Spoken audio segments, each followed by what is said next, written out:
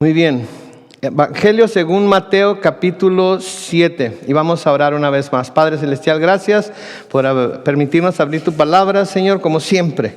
Deseamos que tu Espíritu Santo sea el que nos dirija, sea el que nos enseñe, sea el que deposita en nuestras mentes y corazones lo que tú tienes para nosotros hoy a través de ella, y que podamos, Señor, salir de aquí bendecidos, pero más que eso, habiendo conocido algo más acerca de ti, que quizás no habíamos visto antes o en lo cual no habíamos meditado simplemente.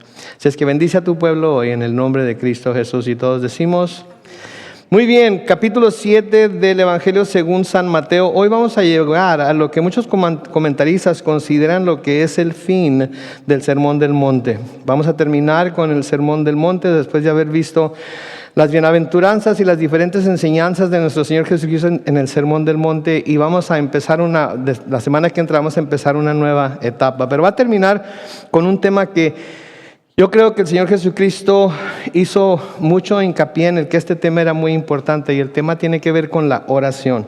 La oración es muy, muy importante en la vida del cristiano. No creo que hayamos todavía comprendido lo importante que es estar postrados delante del Señor y estar en comunión con Él por medio de la oración, y en pedirle todo lo que necesitamos y todo lo que deseamos y todo lo que quisiéramos que Él nos diera, pero pidiendo también, reconociendo que Él es soberano y que Él nos va a dar las cosas de acuerdo a su propia voluntad.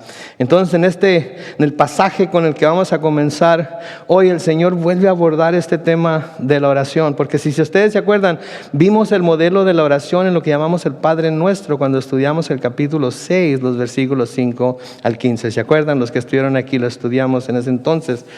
Pero el hecho de que el Señor vuelva a poner su atención sobre este tema nos deja saber de nuevo lo importante que es para Él que sus discípulos entiendan, que nosotros entendamos la importancia de la oración y la importancia de ser persistentes en la oración, de ser persistentes, insistentes inclusive en la oración. La oración es aquello que el Señor nos dejó a nosotros para poder comunicarnos con Él, y es por medio de aquello que el Señor a menudo nos ayuda a poder movernos hacia adelante en nuestro caminar cristiano. A través de la oración recibimos fortaleza cuando no tenemos fuerzas. A través de la oración recibimos sanidad cuando necesitamos sanidad. A través de la oración recibimos instrucción cuando necesitamos instrucción. A través de la oración también recibimos sabiduría cuando necesitamos sabiduría. Y cuando combinamos la lectura, el estudio de la palabra de Dios con la oración, el Espíritu Santo de Dios obra en nosotros y abre nuestro entendimiento a cosas que nunca habíamos entendido acerca de Dios, o que hasta ahorita no hemos entendido acerca de Dios. Y eso es lo que vamos a ver hoy. Eso es lo que vamos a ver, comenzando ahí en el versículo 7 del Evangelio según Mateo, capítulo 7. Noten cómo empieza el Señor Jesucristo esta sección de la Escritura. Pidan y se les dará. Busquen y encontrarán. Llamen y se les abrirá. Porque todo aquel que pide, recibe. Y el que busca, encuentra. Y el que llama, se le abre. Noten, pidan, busquen, llamen. Pidan, busquen y llamen. Porque si piden van a recibir, si buscan van a encontrar, si llaman se les va a abrir. Ahora, cuando vemos aquí lo que está diciendo con estas palabras, pidan, busquen y llamen, tenemos que ver que en el lenguaje original estas palabras están en un tiempo presente, pero lo que se llama un tiempo presente perpetuo, se le podría decir perpetuo, pero es un tiempo presente en el que siempre se debe estar llevando a cabo. Lo que quiere decir que lo que en realidad está diciendo aquí es que debemos pedir y seguir pidiendo, buscar y seguir buscando, llamar y seguir llamando. Implica que tiene que haber una acción de parte de nosotros. Tiene que haber una acción continua de parte de nosotros. O sea que debemos estar constantemente pidiendo, buscando y llamando. Sí, a menudo nos cansamos de orar por una cosa. Sí, a menudo pensamos que ya el Señor, porque no ha respondido como nosotros pensamos que debería responder, o tan rápido como que pensamos que debería responder, ya dijo que no. Pero en realidad, hasta que no tengamos un rotundo no del Señor, nosotros debemos de seguir insistiendo, seguir pidiendo. Ahora, no debemos igualar esto con las palabras vanas de las cuales se nos habló en contra en el capítulo 5, porque estas no son vanas repeticiones. ¿sí? Las vanas repeticiones a las que se refiere en el capítulo 5 son aquellas cosas como rezos o mantras o repetición de ciertas palabras, creyendo que por muchas palabrería que digamos, el Señor de alguna manera va a prestar mejor atención. Aquí está hablando de insistir en la oración, de insistir en pedir lo que nosotros sentimos, creemos que necesitamos y que Dios nos puede dar. Ahora, Santiago nos dice en Santiago capítulo 4 y el versículo 2, que no tenemos por qué, porque no pedimos. Que no tenemos porque no pedimos, ¿sí? Y a veces pedimos, pero ¿cómo pedimos? Pedimos mal, pedimos para gastar en nosotros mismos, dice. Entonces, cuando nuestras peticiones no son algo que va a ser sí para nuestro beneficio, pero que vamos a usar para el beneficio de otros también, y estamos pidiendo únicamente para nosotros, normalmente nuestras peticiones no van a ser contestadas. Entonces debemos estar constantemente pidiendo. Yo no sé si ustedes han estado orando por algo por mucho tiempo ya. Si han estado pide y pide y pide y pide y pide y pide, no se cansen de pedir, no dejen de pedir. Hasta que no reciban un rotundo no, sigan pidiendo.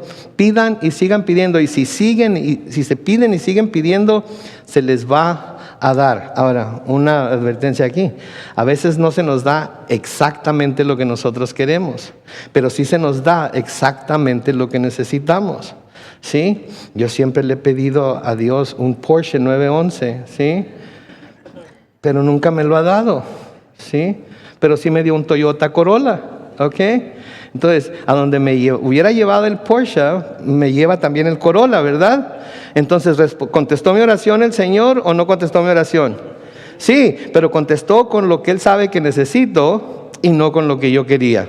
Aparte que a lo mejor el 911 lo barro por ahí en algún poste y luego no tiene caso, ¿verdad? Pero no debemos de dejar de pedir, ¿sí? Pero también debemos de dejar que Dios haga su perfecta voluntad en nosotros y nos dé las cosas que Él sabe que son de provecho para nosotros y no las cosas que nosotros creemos que necesitamos. Entonces debemos pedir y seguir pidiendo, debemos de buscar también, debemos estar buscando al Señor siempre. ¿Pero qué quiere decir buscar? Porque nosotros sabemos en dónde está el Señor, ¿no es cierto? ¿Dónde está el Señor? En el cielo. Padre nuestro que estás en los cielos. Entonces, ¿qué quiere decir buscar al Señor? Cuando hablamos de buscar al Señor, estamos hablando de buscar su rostro. Cuando estamos hablando de buscar al Señor, estamos hablando de buscar su voluntad. Estamos hablando de buscar su corazón. Es como el niño que le quiere decir algo a su papá y el papá le voltea la cara como que no está oyendo. ¿Qué hace el niño inmediatamente? Toma la cara del papá y lo voltea para que le preste atención y lo esté viendo directamente a él. Eso es lo que quiere decir. Debemos de buscar al Señor. Sí, debemos de buscar su rostro. Debemos de buscar su voluntad. El profeta Isaías nos dice en Isaías capítulo 55 y el versículo 6, busquen al Señor, ¿cuándo? Mientras puede ser hallado. Llámenlo mientras se encuentra cerca. ¿Y cuándo está cerca el Señor de nosotros? Siempre está cerca de nosotros. Aunque quisiéramos nosotros alejarnos de Él, no podemos alejarnos de Él, porque donde quiera que vayamos, ahí está Él, ¿sí? Y aunque a veces pensamos que no está ahí, ¿sí? Porque las cosas que nos pasan o las dificultades que tenemos o los sufrimientos por los que pasamos, ¿sí? Aunque pensemos que no está ahí, créanme, todas esas cosas que pasamos, si Dios no estuviera ahí a un lado de nosotros, serían, valga la redundancia, mucho más peor. ¿No es cierto? Serían mucho más, podrían ser peor de lo que son. Sí, pero porque Él está ahí, sí, podemos soportar, podemos seguir en nuestro peregrinaje, podemos seguir caminando hacia adelante. Que eso no quiere decir que no vamos a sufrir, que no nos va a doler, que no vamos a sentir que se nos ha olvidado quizás. Pero no nos ha olvidado, Él nos ha prometido que nunca nos dejará, sí, y nunca nos abandonará. Que Él siempre va a estar a nuestro lado. En el Salmo 105 y el versículo 4, el salmista dice, busquen el poder del Señor. ¿Busquen cuándo? Siempre a Dios. siempre a Dios.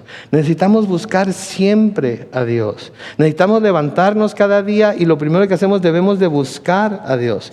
Debemos de buscar su dirección. Debemos de buscar que Él nos revele a nosotros a través de las Escrituras, a través del tiempo de oración, a través de las cosas que hacemos diariamente, que Él nos revele lo que Él quiere que hagamos, ¿sí? Ahora, tiene que haber, hay un requisito para poder encontrar al Señor. ¿Alguien sabe cuál es ese requisito para poder encontrar al Señor? ¿Buscarlo? ¿Nada más buscarlo? ¿Querer? ¿Mande? Buscarlo, el corazón está ahí. Pero noten, Jeremías 29:13. Cuando ustedes me busquen, me hallarán. ¿Cuándo? Si me buscan de todo corazón. No nada más tiene que ser sincero el corazón, sino que tiene que ser con todo el corazón. Quiere decir que no hay nada que se va a interponer entre yo y Dios. Quiere decir que voy a dejar todas las cosas a un lado. Quiere decir que voy a dejar todas mis preocupaciones a un lado. Quiere decir que voy a dejar todas mis inquietudes a un lado. Y voy a poner mi corazón como pedernal, por así decirlo. Lo voy a fijar en lo que tengo delante de mí, que es buscar a Dios. Y cuando lo busquemos de todo corazón, Él nos está diciendo aquí que lo podremos hallar. Ahora, es muy fácil decir, bueno, pues Dios está en todos lados. Y es muy fácil decir, sí, Dios nunca nos va a dejar ni nos va a desamparar. Es muy fácil, ¿sí? Pero cuando dedicamos nuestro corazón a buscarlo a Él específicamente, cuando proponemos en nuestro corazón que no vamos a descansar hasta que nos encontremos con Él y tengamos esa experiencia cercana, personal con Él, y nuestro corazón no sea un corazón dividido, sino que esté puesto en Él completamente, hasta entonces lo vamos a hallar, y es entonces cuando vamos a poder decir que lo hemos encontrado. Ahora, este pasaje que estamos leyendo aquí es encontrado también en el Evangelio de Lucas, pero en ese Evangelio este pasaje está curiosamente inmediatamente después de lo que llamamos el Padre Nuestro. Y en Lucas capítulo 11, los versículos 5 al 8, tenemos un pasaje que habla específicamente de cómo debemos ser consistentes e insistentes en la oración. Noten conmigo, Lucas capítulo 11, versículos 5 al 8. También les dijo, ¿quién de ustedes que tenga un amigo va a verlo a medianoche y le dice, amigo, préstame 3 panes porque un amigo mío ha venido a visitarme y no tengo nada que ofrecerle? Aquel responderá desde adentro y le dirá, no me molestes, la puerta ya está cerrada y mis niños están en la cama conmigo, no puedo levantarme para dártelos. Noten el versículo 8, dice, yo les digo que aunque no se levante a dárselos por ser su amigo, se levantará, ¿por qué? Por su insistencia y le dará ¿qué? Todo lo que necesite. ¿Okay? Ahora este es nada más un amigo, este no es Dios, ¿sí? Este es nada más un amigo que al principio no quería levantarse, un amigo que al principio no quería molestarse con ayudar al amigo que le está pidiendo ayuda, pero estaba esta persona yendo, no lo soltaba, no dejaba de pedir, no dejaba de llamar, no dejaba de decir lo que necesitaba, y finalmente el amigo que dijo, ok, está bien. Sí, no me quería levantar, pero estás dando tanta lata que, ok, estás como mi mamá lo llama cuchillito de palo. ¿Alguna vez han oído ese dicho, cuchillito de palo? Sí, estás dale, dale, dale, dale, dale. ¿Sabes qué? Para que dejes de darle, te lo voy. Ahora, ¿ustedes creen que Dios tiene ese mismo corazón hacia nosotros? No, vamos a ver ahorita que no. No, Dios es bueno, Dios es bondadoso, Dios es espléndido con nosotros, más de lo que nosotros pensamos que puede ser. Pero tenemos que pedir y seguir pidiendo, buscar y seguir buscando, llamar y seguir llamando, no darnos por vencido, porque Dios no se enfada porque vamos a Él en oración buscando que conteste nuestras oraciones. ¿Sabían esto? Dios no se enfada, Dios no es como nosotros. ¿Sí? No sé si sus hijos alguna vez los ha cachado haciendo esto, o su mamá los cachó haciendo esto. Pero hay muchos hijos, ¿sí?, que se platican entre sí, que quieren ir a pedirle algo al papá, y uno le dice al otro, ve, pídeselo tú. No, a mí siempre me dice que no. Ve, pídeselo tú. No, porque porque no sé cómo esté ahorita su estado de ánimo. ¿Por qué no le decimos a mi mamá que vaya y le diga? ¿Sí? Y siempre están dudando de que si van y le piden al papá algo, el papá les va a dar o va a estar dispuesto a darle lo que ellos sienten que necesitan. Dios no es así. Okay, Dios quiere que vayamos y sigamos yendo, que no perdamos la fe, que no perdamos la esperanza, que porque por perdida que se vea la situación, no perdamos la esperanza en que Él está con nosotros y Él nos va a contestar. La persistencia en la oración puede esperar respuesta. ¿Okay? La persistencia en la oración puede esperar respuesta, no por la técnica que se use para pedir, sino por el Dios delante del cual la oración se está presentando, porque Él es fiel. Porque Él es fiel, y esta cosa parece ser que se va a caer ahorita.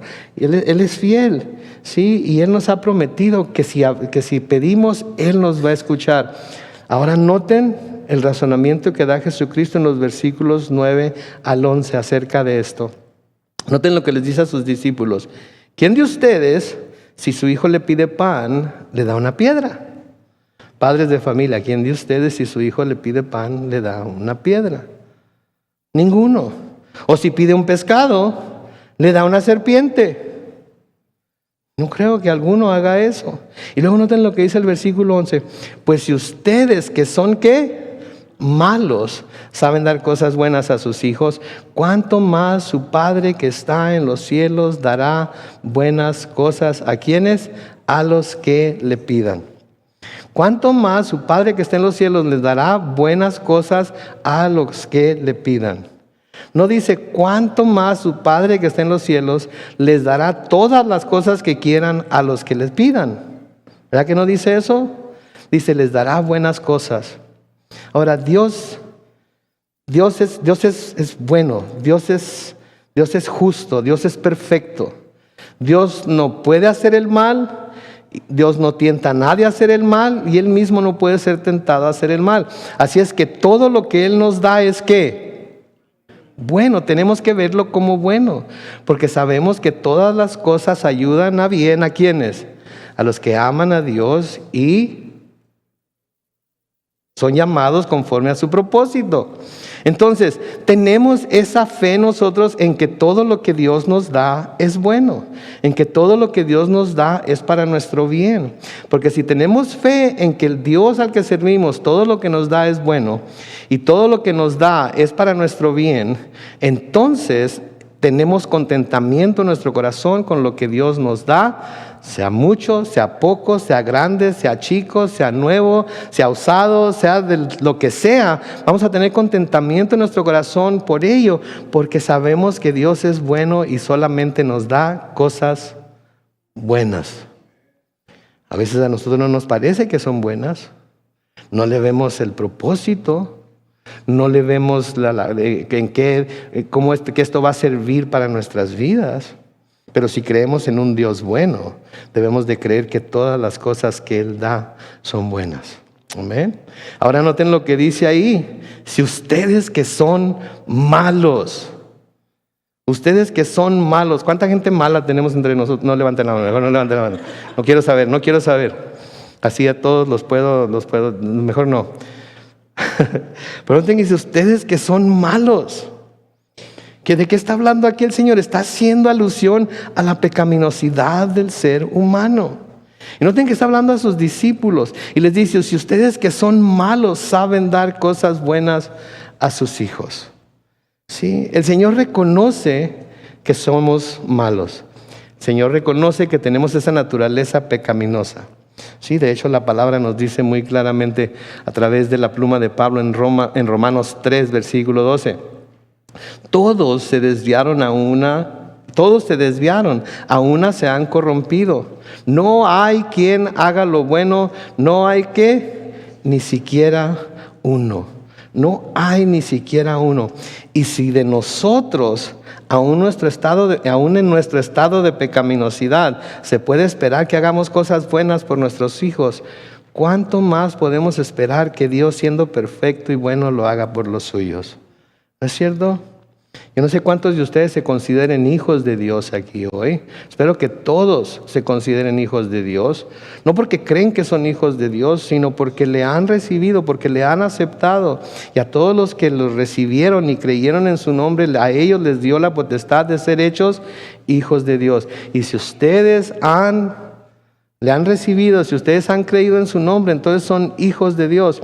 Y si ustedes, como padres de familia, a pesar de que son malos, saben dar buenas cosas a sus hijos, ¿cuánto más nuestro Padre Celestial sabrá dar buenas cosas a nosotros? ¿Amén? Sin embargo, y esto es muy importante, esto no quiere decir que cualquier oración que le demos al Señor será contestada positivamente. No quiere decir que cualquier oración que le demos al Señor va a ser contestada con un sí. No quiere decir que cualquier oración que le pidamos, que le demos al Señor va a ser contestada como nosotros creemos que debe ser contestada. Porque Dios solo da ¿qué clase de cosas a sus hijos? Buenas cosas. Dios solo da buenas cosas. Y a veces nosotros, sin saberlo, sin pensarlo, pedimos cosas que no son buenas para nosotros. Si a veces queremos, a veces en lugar de pedir pan, pedimos serpientes. Pero el Señor, que sabe que lo que estamos pidiendo sería como una serpiente para nosotros, ¿qué hace como buen padre que es? Nos lo niega, ¿verdad? Nos lo niega. Hay un dicho que dice, cuidado con lo que pides porque se te puede conceder, ¿verdad? Y a menudo yo he pedido cosas, se los estoy diciendo como pastor, como amigo, como hermano, que a menudo yo he pedido cosas que cuando el Señor no me las da y me doy cuenta de que el Señor no me las va a dar, digo, ay, gracias Señor, porque no me diste aquello que te estaba pidiendo, me diste lo que era tu perfecta voluntad. Dios solo da buenas cosas a sus hijos y quizás estas no se apeguen a lo que nosotros pensamos que necesitamos o debemos tener. Ahora, así como nosotros no damos a nuestros hijos todo lo que piden, especialmente si sabemos que no les conviene, Dios no siempre nos da lo que pedimos tampoco, ¿no es cierto? Así Dios también en su bondad y soberanía a menudo decide que no nos va a dar lo que le pedimos si esto no se alinea con su perfecta voluntad. Entonces, si queremos estar seguros que el Señor nos va a dar lo que pidamos, ¿de qué nos tenemos que asegurar primero? De que estamos pidiendo conforme a su voluntad. Porque si estamos pidiendo conforme a su voluntad, Él no nos puede negar nada. Él no nos niega nada. Eso es lo que nos dice el apóstol Juan, primera de Juan, capítulo 5, los versículos 14 y 15. Y esta es la confianza que tenemos en Él, que si pedimos según Él nos oye, y si sabemos que Él nos oye en cualquiera cosa que pidamos, también sabemos que tenemos las peticiones que le hayamos hecho. Entonces, queremos estar seguros que Dios nos va a dar lo que estamos pidiendo. Primero tenemos que estar seguros de que estamos pidiendo conforme a su voluntad. Entonces, la primera parte de nuestra oración debe ser: Señor, ¿es esta tu voluntad? ¿Es tu voluntad que yo tenga esto? ¿Es tu voluntad que esto pase en mi vida?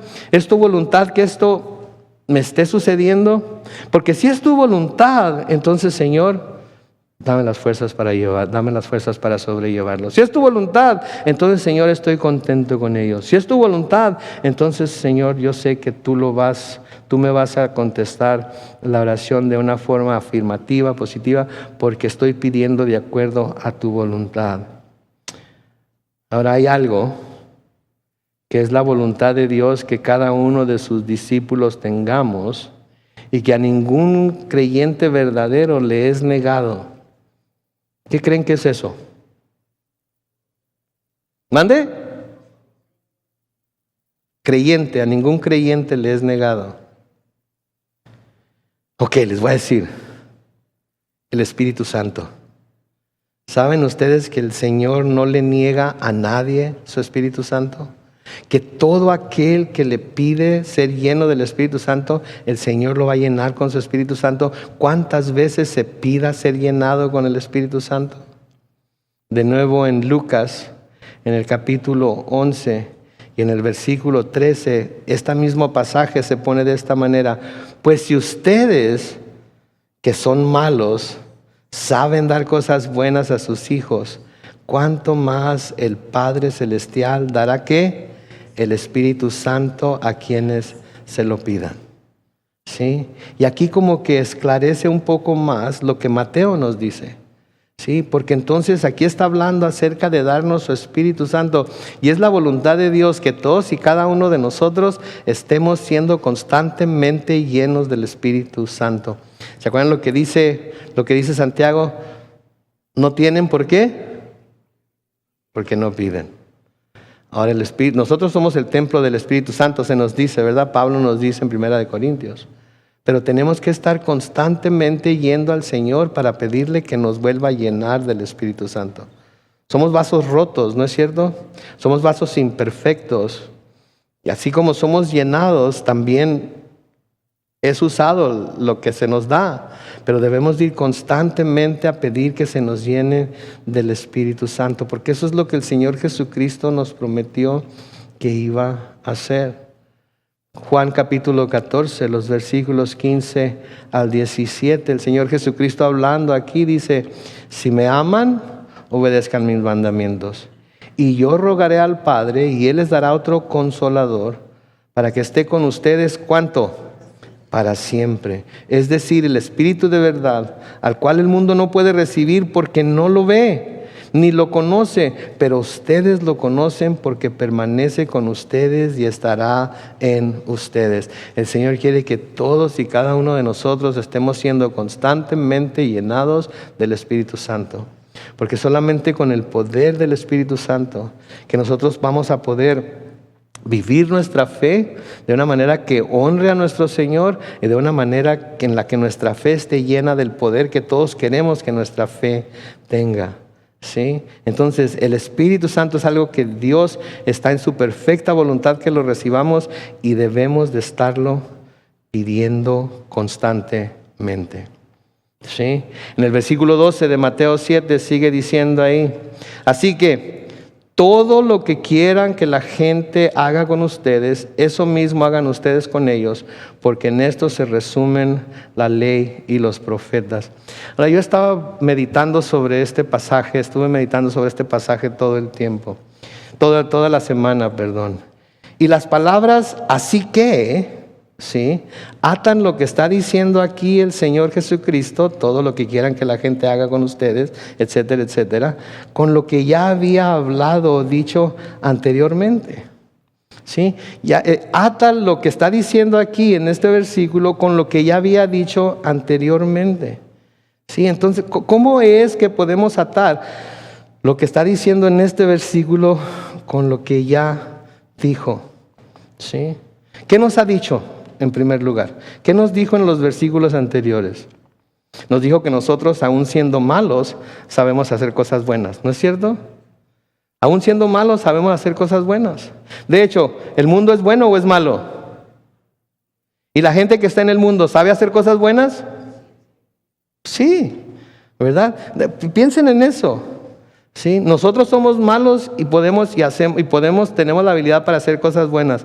El mundo y la gente que hay en él es mala, pero también tienen la habilidad para hacer cosas buenas. Entonces, eso es una de las cosas que nos dijo. ¿Sí? Entonces, y que si ese es el caso, de que nosotros siendo malos sabemos hacer cosas buenas, Dios siendo bueno sabe y quiere mostrar su bondad a quienes lo buscan en oración. ¿Sí? Entonces, ¿qué quiere decir esto? Yo creo que el Señor lo que nos está diciendo aquí es que está haciendo un llamado a los que nos llamamos sus discípulos a aplicar esto a nuestras vidas para que podamos ser identificados por el mundo como hijos de Dios. Para que podamos ser identificados por el mundo como hijos de Dios.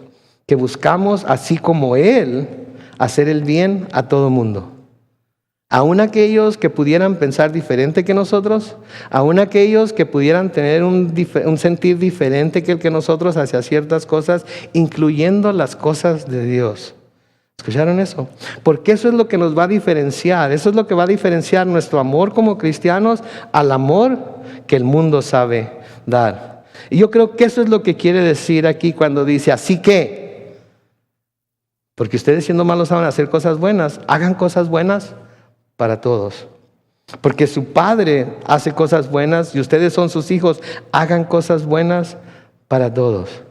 ¿Sí? Creo que un pasaje que tenemos en el Evangelio según San Lucas nos da una mejor explicación de esto. ¿Sí? Así es que vamos a leer en el Evangelio según San Lucas, en el capítulo 6, los versículos 31 al 36, que también aquí se nos relata lo que llamamos la regla de oro.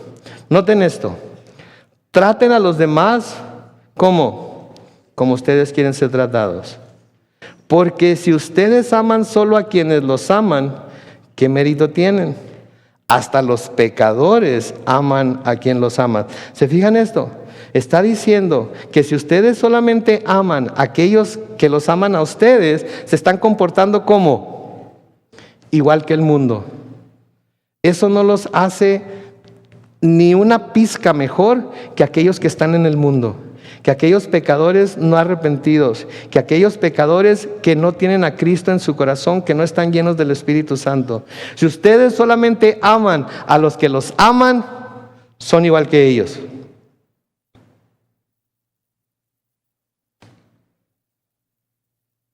¿Alguien tiene algo que decir? Ok, sí, seguimos entonces. Versículo 33. Y si ustedes tratan bien solo a quienes los tratan bien a ustedes, ¿qué mérito tienen? Hasta los pecadores hacen lo mismo. Entonces, si como discípulos de Cristo solamente tratamos bien a los que nos tratan bien, somos igual que ¿quién?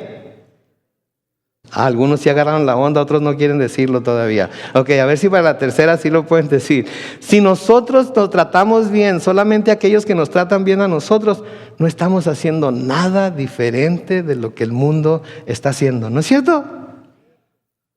Somos igual que ellos. No hay ninguna diferencia. ¿Sí? Ok, vamos a seguir con el versículo 34. Si prestan algo a aquellos de quienes ustedes esperan recibir algo, ¿qué mérito tienen? Hasta los pecadores se prestan unos a otros para recibir otro tanto. ¿Ok? Entonces, si están prestando con el afán o con el propósito de que se les dé, si están invirtiendo en alguien o algo con el afán o con el propósito de sacarle ganancia, ¿qué se está haciendo a diferencia de los pecadores? Entonces, si eso es lo que estamos haciendo, ¿estamos siendo diferentes a ellos en algo? Estamos siendo completamente iguales. Entonces, noten cómo todo lo que está hablando aquí, todo lo que nos está sugiriendo, mandando, diría yo, pidiendo que hagamos como cristianos, los pecadores son capaces de hacer también. ¿Cómo diferenciarnos entonces de ellos? ¿Cuál es la diferencia entonces entre el pecador no arrepentido y el que se dice ser hijo de Dios? Porque ¿cuántos queremos ser diferentes al mundo? ¿Cuántos queremos que el mundo vea a Cristo en nosotros? ¿Cuántos queremos que nuestra vida dé testimonio de que Cristo de hecho es nuestro Señor, nuestro Salvador, de que su Espíritu nos llena, de que su Espíritu está en nosotros y de que podemos ser diferentes? ¿Cómo? ¿Cómo ser diferentes entonces? Qué bueno que me lo preguntan, porque ahorita les voy a decir cómo. En el versículo 35. Ustedes deben ¿qué? Amar a sus enemigos. Ustedes deben ¿qué? Hacer el bien. Ustedes deben ¿qué? Dar prestado sin esperar nada a cambio. Luego noten, grande será entonces el galardón que recibirán y serán hijos del Altísimo. ¿Por qué? Porque Él es benigno con los ingratos y con los malvados. Por lo tanto, sean compasivos, como también su Padre es compasivo. Entonces, no podemos nosotros hacer lo mismo que hace el mundo y pensar que el mundo va a ver ninguna diferencia en nosotros. No podemos portarnos así como ellos se portan en este aspecto y pensar que alguien, ¿sí? Que alguien va a pensar, mira, él es cristiano. Si nos estamos comportando igual que el mundo, no van a decir, ah, mira, él es cristiano. Van a decir, ¿y eso que es cristiano? ¿Y eso que dice que es cristiano? Pero no se diferencia en nada del resto del mundo. Porque todo lo que el mundo hace es lo que nosotros hacemos si lo hacemos sin amor. Si lo hacemos sin compasión. Si lo hacemos sin misericordia. ¿Sí? Entonces, ¿qué está diciendo? Como ustedes quieren ser tratados por la gente, ¿qué dice? Así trátenlos ustedes a ellos. Así trátenlos ustedes a ellos. Ahora hay quienes enseñan el lado negativo, ¿verdad? No le hagan a nadie lo que ustedes no quieran que les hagan a ustedes. ¿Verdad? Pero, digo, no es tan difícil eso, ¿verdad? Yo no quiero que alguien me haga ningún daño, por lo tanto yo no le hago daño a él o ella. Pero está hablando aquí del lado opuesto, está hablando del lado positivo. Lo que quieras que se haga contigo, eso haz con los demás. ¿Quieres que te tengan misericordia? Entonces debes de dar misericordia. ¿Quieres que te muestren gracia? Entonces debes de mostrar gracia. ¿Quieres que te muestren compasión? Entonces debes ser compasivo. Y así sucesivamente. Porque eso fue lo que hizo nuestro Señor, ¿no es cierto? Eso fue lo que hizo Él. Ahora, noten, ¿sí?, que cuando hacemos esto es cuando seremos identificados como hijos del Altísimo.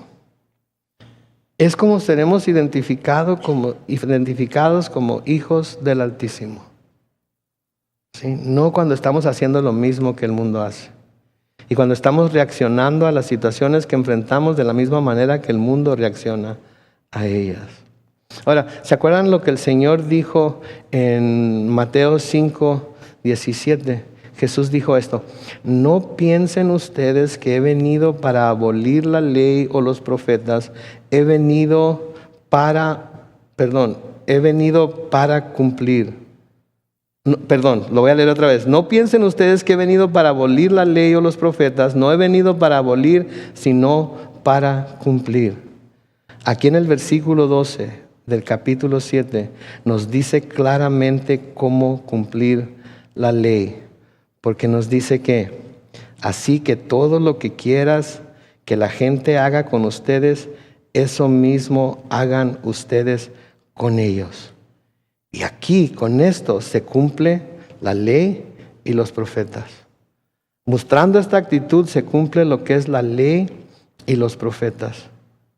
¿Sí? ¿Se imaginan ustedes si tan solo aplicáramos esta regla de oro, si tan solo aplicáramos este principio en todas nuestras relaciones personales, cómo nos iría en ellas? Imagínense esto: esposos, hagan a sus esposas como ustedes quieran que ellas hagan hacia ustedes. Y nada más lo que ustedes quieran que ellas hagan hacia ustedes. ¿Cómo se portarían con ellas? ¿Okay? O esposas, hagan a sus esposos como ustedes quieran que ellos hagan a ustedes. ¿Cómo se portarían para con sus esposos? Padres, hagan para con sus hijos lo que ustedes quieran que sus hijos hagan para con ustedes. Y viceversa. Empleados, hagan para sus patrones. Patrones, hagan sus... ¿Cómo sería este mundo si todos aplicáramos este principio a nuestras vidas personales? ¿Cómo creen que sería este mundo? El cielo. El cielo. Porque nos íbamos a estar peleando nada más por quién puede hacer mayor bien al otro. Ese iba a ser nuestro mayor pleito. ¿Sí? Alguien hace algo bueno para conmigo, ¿cómo respondo yo? Con algo mejor. Y luego esa persona recibe algo mejor de mí, ¿cómo responde para conmigo? Con algo mejor que eso. Y así ¿se imaginan los pleitotes que íbamos a tener?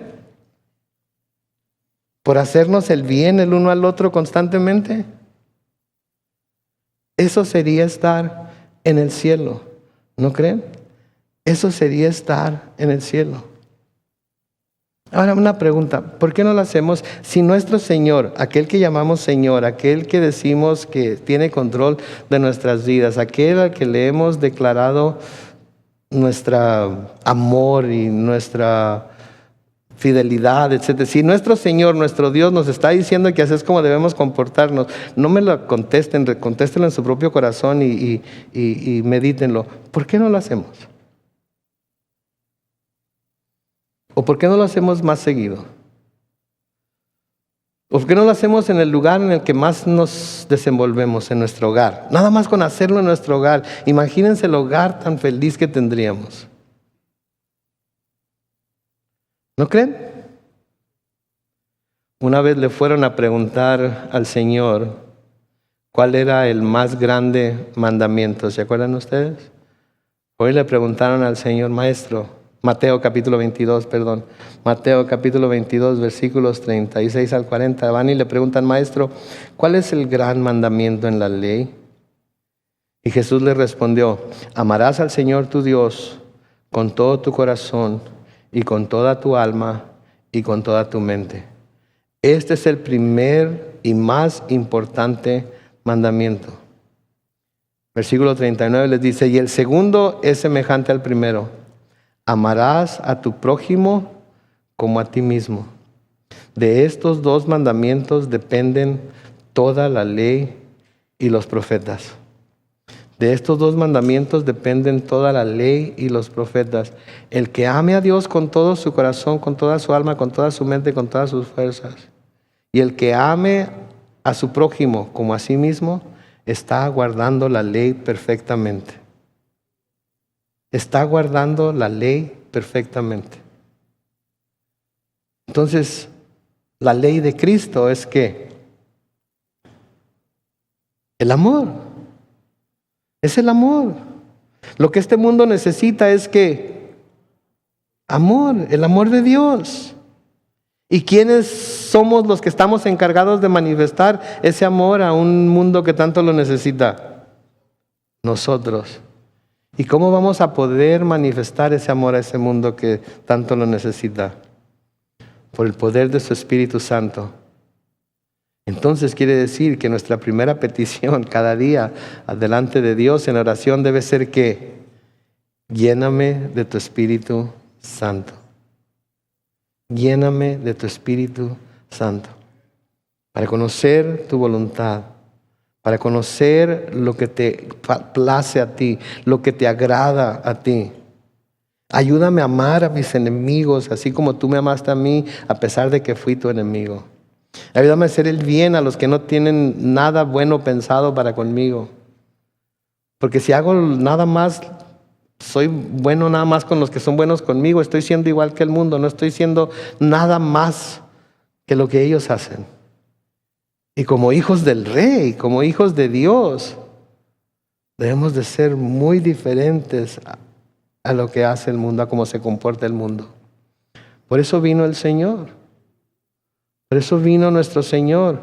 Para que pudiéramos nosotros nacer de nuevo, dejar a un lado nuestra naturaleza pecaminosa y tomar en nosotros la naturaleza divina que Él nos puede dar por medio de su Espíritu Santo.